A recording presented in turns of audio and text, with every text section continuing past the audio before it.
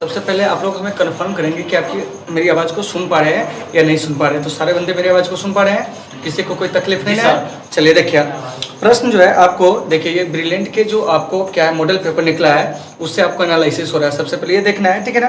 देखिए 7वां प्रश्न कर रहा है कि राज्य पुनर्गठन आयोग का गठन कब हुआ था, ठीक है ना। तो आइए हम सबसे पहले बात करते हैं राज्य पुनर्गठन आयोग के बारे में। तो जैसा कि आपको पता है कि भारत जो आज़ाद हुआ था वो आपको 15 अगस्त 1947 को क्या हुआ था, आज़ाद हुआ था। तो आज़ादी के बाद, ठीक है ना, कि भारत में सबसे बड़ी समस्या थी कि राज्यों का गठन किस प्रकार से किया जाए, ठीक है ना। तो इसी क्रम में क्या हुआ था कि आपको वर्ष 1953 में क्या हुआ था कि पंडित जवाहरलाल नेहरू की सरकार के द्वारा राज्य पुनर्गठन आयोग का क्या की गई थी कि आपको मतलब कि गठन की गई थी, यानी कि स्थापना की गई थी। और ये जो राज्य पुनर्गठन आयोग है इसकी जो स्थापना की गई थी इसलिए ताकि क्या हो कि भारत में राज्यों का गठन किस प्रकार से हो इस पर सुझाव देने के लिए, ठीक है ना। और यह जो राज्य पुनर्गठन आयोग है इसके जो आपको अध्यक्ष थे, ठीक है ना, वो आपको न्यायमूर्ति फजल अली थे। तो आइए राज्य पुनर्गठन के संदर्भ में कुछ चीज़ों को हम लोग क्या करते हैं कि आपको जानते हैं। तो देखिए, तो सबसे पहले आपका प्रश्न आएगा कि राज्य पुनर्गठन आयोग, ठीक है ना। तो एक चीज़ को आपको क्या करना है कि याद रखना है। देखिए कि राज्य पुनर्गठन आयोग क्या है, पुनर्गठन आयोग। तो याद रखिएगा कि राज्य पुनर्गठन आयोग का जो गठन हुआ था, ठीक है ना, वह आपको 1953 में, मतलब कि राज्य पुनर्गठन आयोग कब बना था, तो वह आपको 1953 में बना था, ठीक है ना। इन चीज़ों का आपको याद रखना है। फिर यहाँ से प्रश्न किया जाएगा कि राज्य पुनर्गठन आयोग के जो अध्यक्ष थे वो कौन थे। तो देखिए, तो राज्य पुनर्गठन आयोग के जो अध्यक्ष थे वो आपको न्यायमूर्ति क्या है, न्यायमूर्ति आपको फजल अली थे। कौन थे? न्यायमूर्ति फजल अली। तो इन चीज़ों को आपको याद रखना है कि राज्य पुनर्गठन आयोग के जो अध्यक्ष थे कौन थे, तो न्यायमूर्ति फजल अली थे, ठीक है ना। फिर यहाँ से प्रश्न एक और किया जाएगा कि राज्य पुनर्गठन आयोग की स्थापना जो किया था वो आपको भारत के किस प्रधानमंत्री ने किया था, यानी कि किनके कार्यकाल में राज्य पुनर्गठन आयोग बना था, ठीक है ना। तो उस समय जो भारत के प्रधानमंत्री थे वो आपको पंडित जवाहरलाल नेहरू थे, ठीक है ना। तो इन चीज़ों का आपको ऐसे ही समझ जाना है कि पंडित जवाहरलाल नेहरू उस समय क्या थे कि आपको भारत के क्या थे कि आपको प्रधानमंत्री थे। तो इन चीज़ों को आपको अच्छे से क्या करना है, समझना है, ठीक है ना। और वैसे भी याद रखिएगा कि पंडित जवाहरलाल नेहरू का प्रधानमंत्री पद पर कार्यकाल 1947 से 1900 कितना था, तो आपको 1964 था। तो देखिए, तो इसी बीच में राज्य पुनर्गठन आयोग की क्या हुई थी कि आपको स्थापना हुई थी। तो इन चीज़ों का आपको अच्छे से समझना है। दूसरी बात क्या समझना है कि ये जो राज्य पुनर्गठन आयोग है, ठीक है ना, याद रखना है आपको, ठीक है ना, कि इसने अपनी रिपोर्ट जो थी भारत सरकार को जो दिया था 1955 में। तो कभी कभी प्रश्न कर लिया जाएगा कि राज्य पुनर्गठन आयोग ने अपनी रिपोर्ट जो दिया था, ठीक है ना, किसे, आपको भारत सरकार को कब दिया था, 1955 में। और इसी को आधार मानते हुए क्या हुआ था कि आपको 1956 में राज्य पुनर्गठन अधिनियम जो था वो आपको बना था। तो आपको याद रखना है कि राज्य पुनर्गठन क्या है, राज्य पुनर्गठन अधिनियम जो है वो आपको कब बना था, तो यह आपको 1900 कितना में बना था, तो आपको 56 में, कितना में, 1956 में। तो देखिए यहाँ से प्रश्न क्या किया जाएगा कि राज्य पुनर्गठन आयोग जो है वो आपको कब बना था, तो 1953 में, ठीक है ना। और इस आयोग के जो अध्यक्ष थे वो कौन थे, आपको न्यायमूर्ति फजल अली, ठीक है ना। और इस राज्य पुनर्गठन आयोग का जो गठन किए थे वो आपको भारत के पहले प्रधानमंत्री जो कि आपको पंडित जवाहरलाल नेहरू थे, उन्होंने इसका क्या किए थे कि आपको गठन किए थे, ठीक है ना। इस राज्य पुनर्गठन आयोग ने अपनी रिपोर्ट भारत सरकार को कब दिया था, 1955 में, ठीक है ना। और इसी के आधार पर आपको राज्य पुनर्गठन अधिनियम बना था कब, था आपको 1956 में। तो राज्य पुनर्गठन अधिनियम के अनुसार, ठीक है ना, कि भारत में जो राज्यों का गठन उस समय हुआ था वो आपको भाषा के आधार पर। तो कभी कभी प्रश्न कर लिया जाएगा, ठीक है ना, कि बताइए कि भारत में, ठीक है ना, कि आपको राज्यों का जो गठन किया गया, ठीक है ना, राज्य पुनर्गठन अधिनियम के अनुसार वो किस आधार पर किया गया, तो वो आपको भाषा के आधार पर, किसके आधार पर, भाषा के आधार पर, ठीक है ना। यानी कि भाषा को आधार माना गया राज्य के गठन यानी कि पुनर्गठन के संबंध में, ठीक है ना।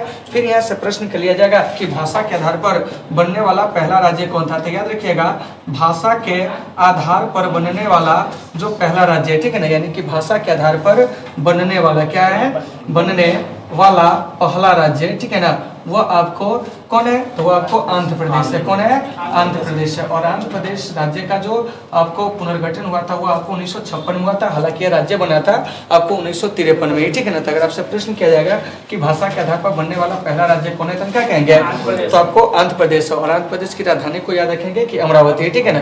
तो आपके एग्जाम में बड़ा क्वेश्चन पूछा जाता है कि बताइए कि राज्य पुनर्गठन आयोग ने, ठीक है ना, भारत में राज्यों के गठन के संदर्भ में जो सुझाव दिया था वो किस आधार पर दिया था, तो हम कहेंगे भाषा के आधार पर। और उस समय भारत में क्या हुआ था कि राज्य पुनर्गठन अधिनियम के अनुसार जो आपको राज्यों का पुनर्गठन हुआ था, तो उस समय आपको राज्य की जो संख्या थी वो आपको 14 थी। कितनी थी? 14 थी। और आपको संघ राज्य यानी कि केंद्र शासित प्रदेश, इसकी जो संख्या थी वो आपको क्या थी? तो 6 थी। क्या थी? 6 थी। तो इन चीज़ों को भी आपको अच्छे से क्या करना है? याद रखना है। देखिए, और उसके बाद भारत में कई सारे राज्यों का गठन जो हुआ था वो आपको भाषा के आधार पर हुआ था। जैसे कि आपको 1960 में क्या है? 1960 में आपको 2 राज्य का गठन हुआ। एक आपको महाराष्ट्र, क्या है कि एक आपको महाराष्ट्र है। तो महाराष्ट्र का गठन कब हुआ था? 1960 में। आपको मराठी भाषा के आधार पर, किसके आधार पर? मराठी भाषा के आधार पर। और 1960 में ही क्या हुआ था कि गुजरात का गठन हुआ था। किसका गठन? गुजरात का गठन। तो वो आपको गुजराती भाषा के आधार पर, किसके आधार पर? गुजराती भाषा के आधार पर, ठीक है ना। और इस प्रकार से भारत में नए नए राज्यों का गठन जो है वो आपको भाषा के आधार पर होने लगा। तो इन चीज़ों को आपको अच्छे से समझना है। फिर कभी कभी प्रश्न कर लिया जाता है, क्या है? प्रश्न कर लिया जाता है कि बताइए कि सामरिक महत्व के आधार पर सबसे पहले किस राज्य का गठन हुआ था? तो देखिए, तो सामरिक महत्व के आधार पर सबसे पहले आपको नागालैंड का गठन हुआ था 1963 में। तो इन चीज़ों को आपको अच्छे से समझना है, ठीक है ना। फिर यहाँ से प्रश्न आएगा कि बताइए कि पंजाब और हरियाणा का गठन जो हुआ था वो कब हुआ था? तब पंजाब और हरियाणा का पुनर्गठन कहिए, ठीक है ना, वो आपको 1956 में हुआ था। कितना में? 1956 में। तो एक चीज़ को याद रखिएगा कि पंजाब व हरियाणा, ठीक है ना, इसका जो पुनर्गठन हुआ था कब हुआ था? हम कहेंगे आपको 1966 में। कितना में? 1966 में। इन चीज़ों को याद रखना है। हिमाचल प्रदेश 1971, ठीक है ना। फिर इसके बाद जो है आपको कई सारे राज्य जो है आपको, जैसे कि मणिपुर हो गया, मेघालय हो गया, क्या हो गया ना? मेघालय हो गया, ठीक है ना। इसके अलावा आपको क्या कहते हैं कि त्रिपुरा, क्या है? त्रिपुरा। तो इसका गठन हुआ था 1972 में, ठीक है ना। लेकिन यहाँ से सबसे ज्यादा आपसे जो बोर्ड एग्जाम में प्रश्न पूछे जाते हैं वो आपको सिक्किम से। किससे पूछा जाता है? सिक्किम से। तो देखिए, तो सिक्किम भारत का सहवर्ती राज्य बना था 1974 में, लेकिन 1975 में से क्या हुआ था कि ये भारत का पूर्ण राज्य बना लिया गया। और इस प्रकार से सिक्किम जो है भारत का 22वां राज्य बना था, ठीक है ना। फिर आपको 1987 में 3 राज्य का गठन हुआ था, याद रखना है। वो 3 राज्य जो है वो आपको कौन कौन था, ठीक है ना। तो देखिए, तो इसमें आपको एक मिजोरम था, क्या था? मिजोरम था। एक गोवा था और एक आपको अरुणाचल प्रदेश था, ठीक है ना। इसके बाद आपको 2000 में 3 राज्य का गठन हुआ। जैसे 1 नवंबर 2000 को क्या हुआ था कि आपको छत्तीसगढ़ का गठन हुआ। इसके अलावा आपको 9 नवंबर 2000 को क्या हुआ था कि आपको उत्तराखंड का क्या हुआ था कि आपको गठन हुआ था। इसके बाद आपको बिहार से अलग झारखंड राज्य का जो गठन हुआ था वो आपको 15 नवंबर कितना को हुआ था? तो आपको 2000 को हुआ था, ठीक है ना। तो इस प्रकार से इन सारे राज्यों के गठन के बारे में पूछा जाएगा। और हाल में ही क्या हुआ था कि भारत के 29वें राज्य के रूप में जो आपको गठन हुआ था वो आपको तेलंगाना का गठन हुआ था 2 जून 2014 को। तो ये सारे क्वेश्चन आपके एग्जाम में पूछे जा सकते हैं। हालांकि अभी भारत में अगर आपसे कोई क्वेश्चन पूछ दे कि बताओ कि भैया अभी भारत में जो राज्य की संख्या है वो कितनी है, तो हम कहेंगे कि भारत में जो अभी राज्य की संख्या है वो आपको कितनी है? वो आपको 28 है। और संघ राज्य यानी कि केंद्र शासित प्रदेश, तो देखो भाई केंद्र शासित प्रदेश की जो संख्या है वो आपको कितनी है? तो अभी 8 है। तो इन चीजों को आपको अच्छे से याद रखना है। संघ राज्य में कौन कौन से राज्य है, ठीक है ना, तो इसको भी आपको याद रखना है। देखिए, तो सबसे पहले आपको लद्दाख, लद्दाख के बाद आपको जम्मू कश्मीर, क्या है? जम्मू कश्मीर। जम्मू कश्मीर के बाद जो हो जाएगा वो आपको क्या जाएगा? तो आपको चंडीगढ़, चंडीगढ़ के बाद दिल्ली, दिल्ली के बाद आपको यानी कि दादर व नागर हवेली तथा दमन व दीव, ठीक है ना। इसके बाद आपको पुदुचेरी, लक्षद्वीप और अंडमान निकोबार द्वीप समूह। तो भारत में जो अभी संघ राज्य वो कितने हैं? तो आपको 8 है। क्या है? 8 है। तो देखिए, तो राज्य पुनर्गठन अधिनियम से संबंधित अगर किसी प्रकार के कोई प्रश्न पूछेंगे तो उम्मीद है कि आप लोग इसे क्या कर लेंगे कि क्लियर कर लेंगे। तो जल्दी से इसको फटाफट क्लियर कर लीजिए। 8वां नंबर प्रश्न कि प्रत्यक्ष प्रजातंत्र किस देश में है, ठीक है ना। तो देखिए, तो सबसे पहले प्रत्यक्ष प्रजातंत्र हम कहते हैं कि इसको, इस पर हम लोग क्या करेंगे? चर्चा करेंगे। लेकिन उससे भी पहले हमको समझना है प्रजातंत्र। प्रजातंत्र को हम लोग कहते हैं लोकतंत्र, या इसी को हम लोग क्या कहते हैं? जनतंत्र कहते हैं। क्या कहते हैं? जनतंत्र कहते हैं। तो आइए इसको हम लोग क्या करते हैं? समझने का प्रयास करते हैं। क्या करते हैं? प्रयास करते हैं। तो देखिए, ये जो प्रजातंत्र है क्या है? प्रजातंत्र, ठीक है ना। इसी प्रजातंत्र को कहा जाता है आपको लोकतंत्र। क्या कहा जाता है? लोकतंत्र, ठीक है ना। या इसी को कहा जाता है आपको जनतंत्र। क्या कहा जाता है? जनतंत्र। देखिए, तो सबसे पहले ये जो प्रजातंत्र है इसका मतलब होता है क्या? तो देखिए, तो प्रजातंत्र, तो देखिए, तो प्रजा प्लस तंत्र, ठीक है ना। तो प्रजा का मतलब क्या हो गया कि आपको जनता, क्या हो गया?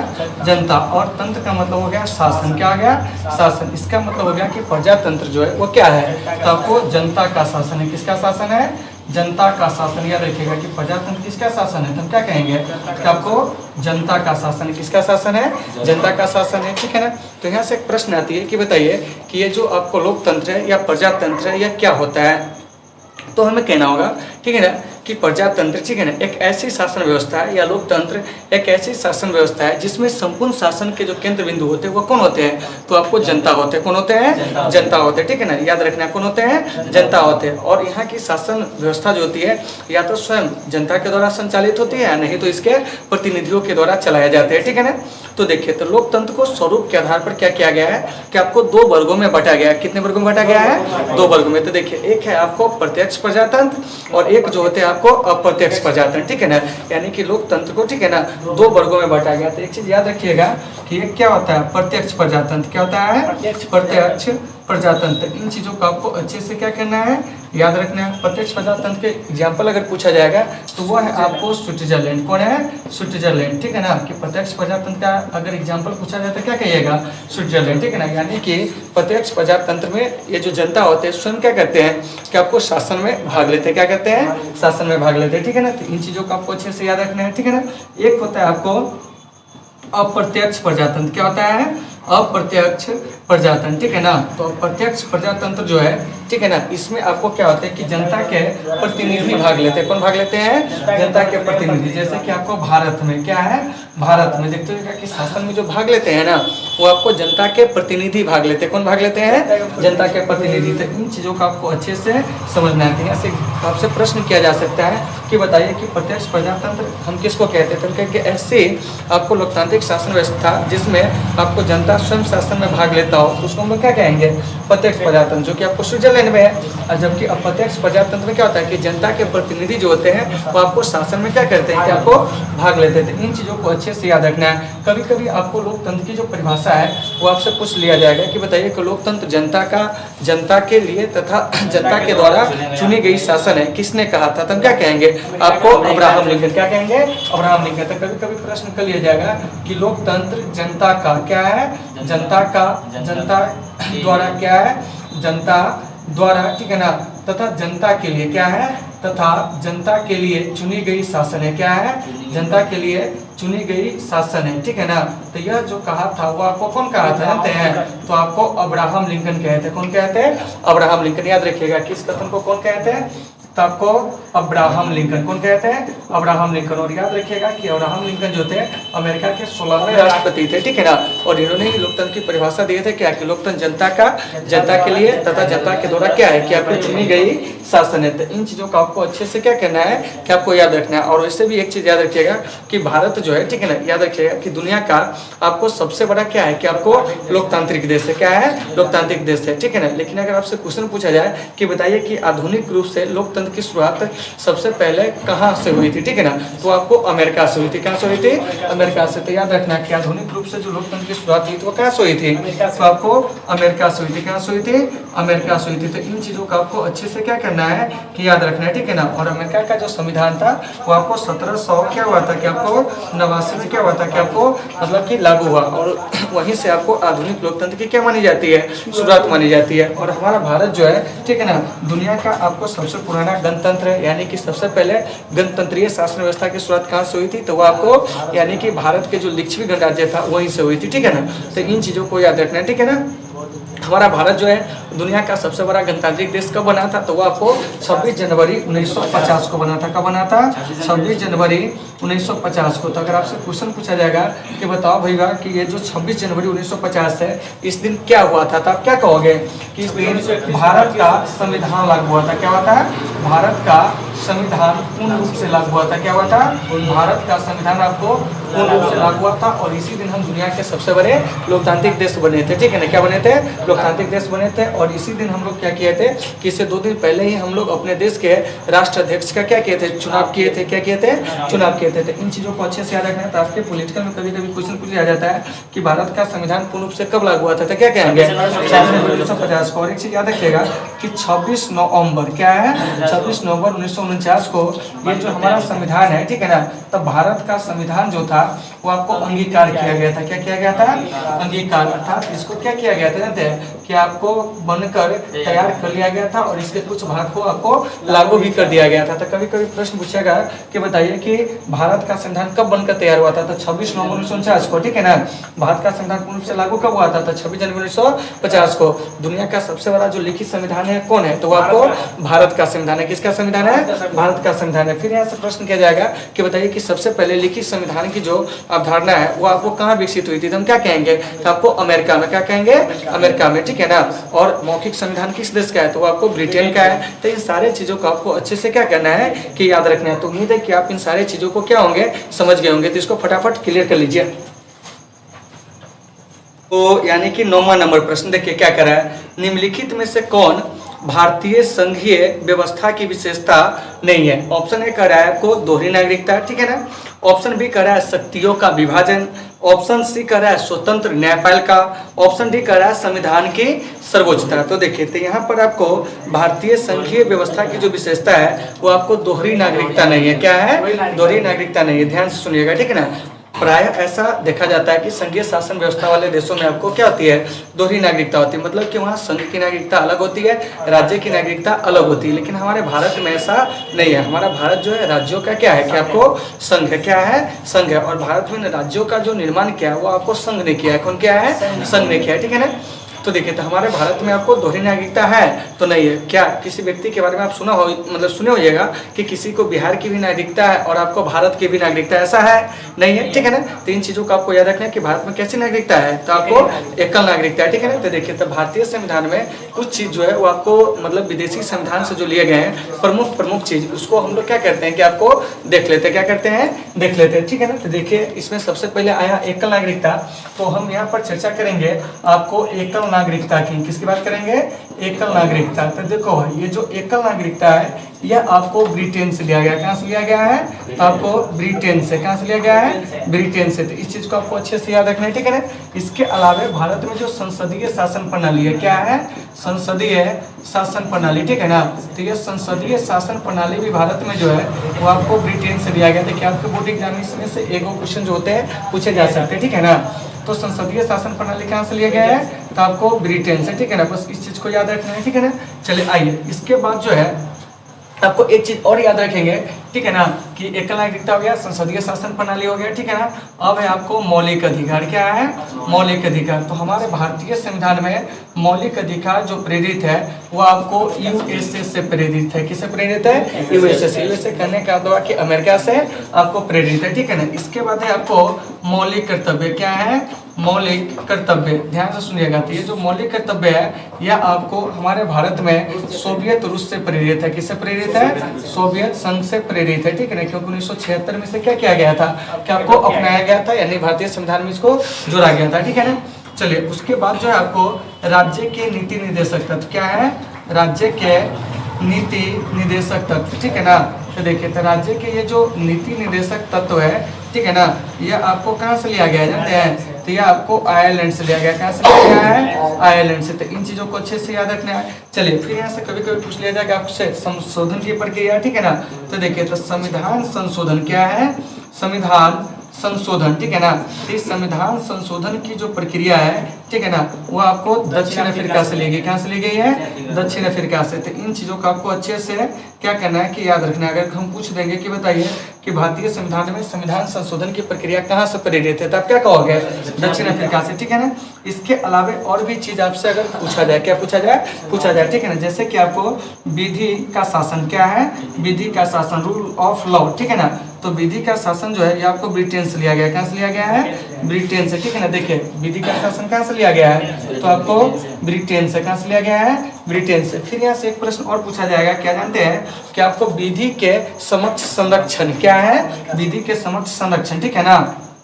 तो देखिए विधि क्या है, विधि के समक्ष, क्या है, समक्ष मतलब जो कानून है, ठीक है ना, उस कानून में भी क्या है कि कुछ लोगों को संरक्षण दिया गया है। तो विधि के समक्ष संरक्षण जो है ना, ये आपको अमेरिका से लिया गया है। कहाँ से लिया गया है? अमेरिका से। इस चीज को आपको अच्छे से देख लेना। विधि द्वारा स्थापित प्रक्रिया, ये आपको जापान से लिया गया है, तो जगह नहीं है इसलिए हम इसको यहाँ पर कम किया है, ठीक है ना।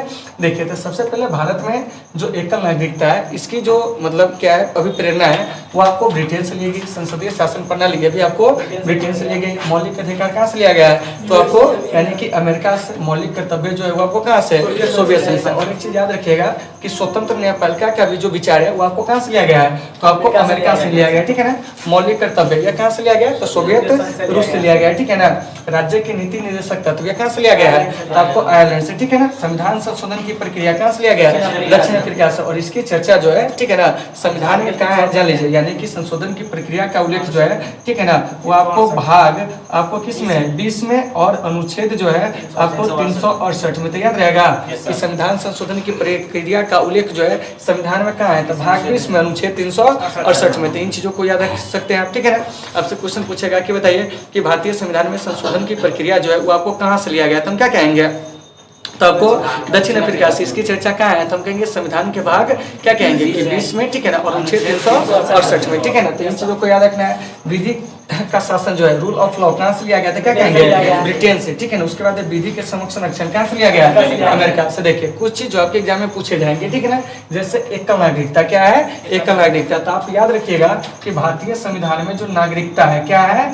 नागरिकता है, ठीक है ना। इसका जो उल्लेख है वो आपको भाग 2 में है। किसमें है? भाग 2 में। याद रखिएगा कि नागरिकता का उल्लेख कहाँ है? तो आपको भाग 2 में। याद रहेगा कि नागरिकता का उल्लेख कहाँ है? तो भाग 2 में, ठीक है ना। उसके बाद जो है आगे ध्यान से सुनिएगा, ठीक है ना, वो है आपको यानी कि भाग 3। तो भाग 3 में जो है वो आपको मौलिक अधिकार की चर्चा है। किसकी चर्चा है? मौलिक अधिकार की। देखिए, कुछ जो आपसे पूछे जाते हैं उस पर डायरेक्ट फोकस करना है भाग 3 में, ठीक है ना। आपको क्या है? तो मौलिक अधिकार है, ठीक है ना।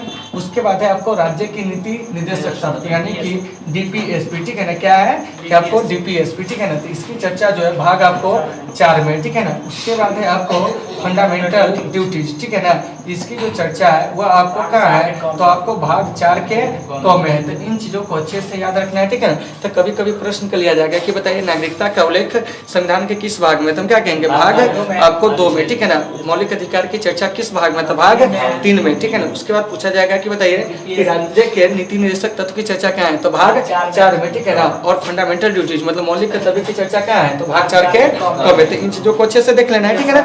अब आइए, अब यहाँ से एक प्रश्न और किया जाएगा कि जो नागरिकता है, नागरिकता का उल्लेख संविधान में किस अनुच्छेद में है, ठीक है ना। तो देखिए, तो नागरिकता का जो उल्लेख है ना, अगर अनुच्छेद पूछा जाएगा, ठीक है ना। देखिए, भाग को तो हम क्लियर कर लिए, अनुच्छेद पूछा जाएगा तो आप लोग कहेंगे अनुच्छेद 5 से कितना में? 11 में, ठीक है ना। नागरिकता का क्या है कि आपको उल्लेख है। उसके बाद फिर पूछा जाएगा आपसे क्या जानते हैं कि ये जो आपको मौलिक अधिकार है जिसको बोलते हैं फंडामेंटल राइट्स, क्या बोलते हैं? Fundamental rights. तो इस फंडामेंटल राइट्स का जो उल्लेख है वो आपको अनुच्छेद 12 से 35 में, किसमें है? 12 से 35 में, ठीक है ना। तो इन चीजों को याद रखना है। उसके बाद है आपको मतलब कि डीपीएसपी, ठीक है ना। क्या है? डीपीएसपी, ठीक है ना, यानी कि directive principles of state policy, ठीक है ना। तो इसका जो उल्लेख है वो आपको क्या है? अनुच्छेद 36 से 51 में। क्या है? अनुच्छेद 36 से 51 में। उसके बाद है आपको यानी कि फंडामेंटल ड्यूटीज, ठीक है ना, एफडी। तो इसका जो उल्लेख है मतलब मौलिक कर्तव्य का जो उल्लेख है वह आपको कहाँ है? दिया आपको अनुच्छेद 51 के कब है? किसमें है? अनुच्छेद, ठीक है ना, 51 के ए में इसका क्या किया गया कि उल्लेख किया गया था। इन चीजों को आपको अच्छे से समझना है। अब आइए कि कभी कभी प्रश्न कर लिया जाएगा कि मौलिक जो आपको क्या है कि जो कर्तव्य है वो आपको संविधान में कब जोड़ा गया था?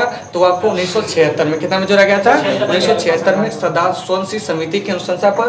और मौलिक कर्तव्य जो है संविधान में 42वें संविधान संशोधन के द्वारा क्या किया गया था कि आपको जोड़ा गया था। तो इन चीजों को आपको अच्छे से याद रखना है। मौलिक कर्तव्य जो है अभी लोगों को जो दिया गया है वो आपको 11 मौलिक कर्तव्य दिए गए, लेकिन 1976 में जब जोड़ा गया था तो इसमें आपको 10 मौलिक कर्तव्य की क्या की गई थी कि आपको चर्चा की गई थी। उम्मीद है कि आप इसे क्लियर कर लेंगे, ठीक है ना। फिर कभी कभी प्रश्न कर लिया जाएगा कि बताइए कि ये जो जो आपको क्या है कि फंडामेंटल राइट्स है, ठीक है ना, यानी कि मौलिक अधिकार है, उसकी संख्या अभी कितनी है, तो वो आपको अभी 6 है। क्या है? 6 है। मतलब कि अभी भारतीय नागरिकों को, ठीक है ना, यानी कि 6 प्रकार के क्या है कि आपको ये जो मौलिक अधिकार है वो प्रदान किए गए हैं, ठीक है ना। तो देखिए, तो मौलिक अधिकार केवल भारतीय नागरिकों को प्रदान नहीं किए गए, कुछ मौलिक अधिकार जो है वो आपको विदेशियों को भी प्राप्त किए गए। तो आप यहाँ से इस बात को याद रखेंगे कि भारतीय नागरिकों ही नहीं, सीधे कहेंगे कि आपको अभी हमारे देश में रहने वाले लोगों को, ठीक है ना, इसके अलावा जो कुछ विदेशी है उन्हें भी क्या है कि आपको कुछ मौलिक अधिकार प्रदान किए गए। क्या किए गए?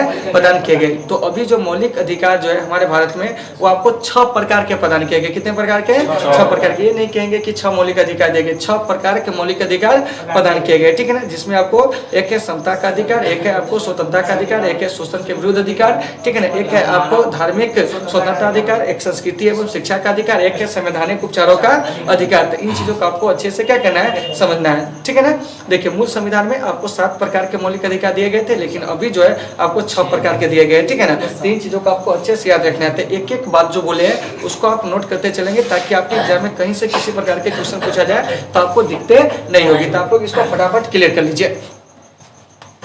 अगला प्रश्न जो हमारा कर रहा है, क्या कर रहा है कि संविधान के किस अनुच्छेद में केंद्र और राज्य के बीच विधायी संबंधों का उल्लेख है। तो देखिए, अनुच्छेद कर रहा है 245 से 255। तो इसका जो सही आंसर हो जाएगा वो आपको हो जाएगा 245 से 255। इसमें एक आपको ऑप्शन है अनुच्छेद 352 से 360। तो देखिए, तो अनुच्छेद 352 से 360 में ना वो आपको आपातकाल की चर्चा है। किसकी चर्चा है? आपातकाल की। तो आओ इसी आपातकाल के बारे में हम क्या करते हैं कि एक जो टॉपिक होता है उसको ले लेते हैं और इसको पूरे के पूरे समझा देते हैं। देखिए, तो सबसे पहले आप लोग यहाँ से ध्यान देंगे कि ये जो आपात उपबंध है, क्या है? आपात उपबंध, ठीक है ना। तो इस आपात उपबंध की जो चर्चा है वो आपको कहाँ है? भारतीय संविधान में। तो वह आपको यानी कि अनुच्छेद कितना में, तो आपको 352 से लेके 360 में आपको आपात उपबंध की क्या है कि आपको चर्चा है। तो कभी कभी क्वेश्चन पूछ लेगा कि आपात उपबंध की चर्चा संविधान के किस अनुच्छेद में? तो 352 से 360 में, ठीक है ना। चलिए, फिर यहाँ से प्रश्न कर लिया जाएगा कि भारतीय संविधान में आपात उपबंध कहाँ से लिया गया है। तो हम क्या कहेंगे आपको? जर्मनी से। कहाँ से लिया गया है? जर्मनी से लिया गया है, ठीक है ना। आपात उपबंध जो है, ठीक है ना, इसकी चर्चा संविधान के किस भाग में? तो यह आपको भाग 18 में। क्या है? भाग 18 में। इन 3 चीज को तो सबसे पहले याद रखिएगा कि आपात उपबंध की चर्चा कहाँ है? तो भाग 18 में, ठीक है ना। कहाँ से प्रेरित है आपात उपबंध? तो जर्मनी से, ठीक है ना। इसकी चर्चा कहाँ है? भारतीय संविधान के अनुच्छेद 360 में। एक चीज याद रखिएगा कि हमारे भारत में जो आपातकालीन शक्ति है वो आपको राष्ट्रपति को दिया गया है। किसको दिया गया है? राष्ट्रपति को। यानी कि भारत में आपातकालीन शक्ति का प्रयोग कौन करते हैं? राष्ट्रपति करते हैं। लेकिन राष्ट्रपति किसके सलाह पर करते हैं जानते हैं? तो आपको मंत्रिपरिषद के सलाह पर। किसके सलाह पर? मंत्रिपरिषद के सलाह पर, ठीक है ना। 3 चीजों का आपको अच्छे से क्या करना है? याद रखना है। क्या करना है? याद रखना है। अब आइए, अब हम यहाँ से चलते हैं आगे। क्या चलते हैं? आगे चलते। देखिए, आगे क्या है, एक चीज को याद रखेंगे आप लोग, ठीक है ना, कि ये जो आपात उपबंध है, ठीक है ना, भारतीय संविधान में जिसका वर्णन है, ठीक है ना, वो आपको 3 प्रकार के आपात उपबंध की चर्चा है। तो देखिए, तो एक में सबसे पहले है आपको राष्ट्रीय आपात। क्या है? राष्ट्रीय आपात, ठीक है ना। एक चीज को याद रखिएगा कि एक में क्या है? सबसे पहले राष्ट्रीय आपात, ठीक है ना। दूसरा जो है वो आपको राष्ट्रपति शासन। क्या है? राष्ट्रपति शासन की चर्चा है, ठीक है ना। तीसरा जो है वो आपको क्या है? तो वह आपको वित्तीय आपात। क्या है?